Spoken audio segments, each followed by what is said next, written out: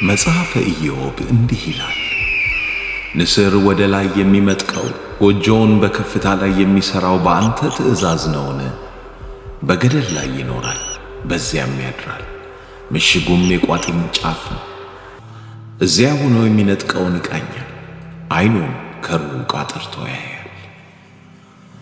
ቅዱሱ መጽሐፍ እንደ ምሳሌ የተጠቀመበት ንስር ከሰማይ በራሪ እንስሳት አቻ የሌለው ምርጥ አዳኝ ነው። ከሰማይ ያሉ ሁሉ ከክንፎቹ በታች ናቸው።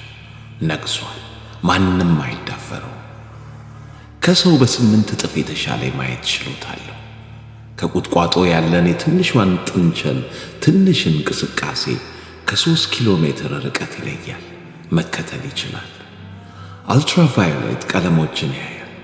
ፍርሃት የያዘው ጥንቸል ሽንቱ ካመለጠው የተንጠባጠበበት መንገድ ሁሉ በቀለም አብዶ ይመራዋል ማለት ነው። ለአደን ሲወረወር ዓይኑን ቀጭን ግልጽ ሽፋን ጋርዶ እንደ መነጽር ከነፋስ ይጠብቀዋል። ላባዎቹ ጠብቀው ይደረደራሉ። ሰውነቱ እንደ ጦር ይሾላል። ትናንሽ አጥንቶች አፍንጫውን ገፍተው ያጠቡታል።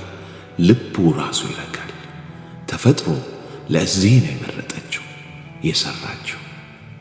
ንስር ሲያድን በቁጣ 2 ሜትር የሚደርስ ክንፉን ሰብስቦ ሽጉጥ ያደርግና በሰዓት ከ200 ኪሎ ሜትር በላይ በሆነ ፍጥነት እንደ ነጎድጓድ ከሰማይ ይወነጨፋል። ቀኑ የሆነ እንስሳ ምን እንደመታው ሳያውቅ ረዥምና የሰሉ ጥፍሮች ቆዳውን ሰንጥቀው ይቸክላሉ። ከሩቅ ነው የሚያንዣብብ። ማስጠንቀቂያ የለም፣ ድምፅ የለው፣ አይሰሙት፣ ጥላውን እንኳን አያዩ። ታላቁ አዳኝ ግን ዕድሜ ነውና ንስርንም እንደ ሌላው ፍጡር ሁሉ ድል ይመታዋል። 10 ዓመታትን ያክል ሲያልፍ መድከም ይጀምራል። ዓይኖቹ ይፈዛሉ። አጥንት ያለ ችግር ይሰብር የነበረ ምንቃር ሥጋ ለመጎተትም መድከም ይጀምራል። አቅም ያጣል። ታላቅ ግርማ ይሰጠው የነበረ ላባ ዛሬ አርጅቶና ከብዶ ደካማና ዘገምተኛ ያደርገዋል። ቀላል የነበረ አደን ይከብደው ይጀምራል። መኖር አንዳንዴ መሥዋዕትነት ይጠይቃል አይደል?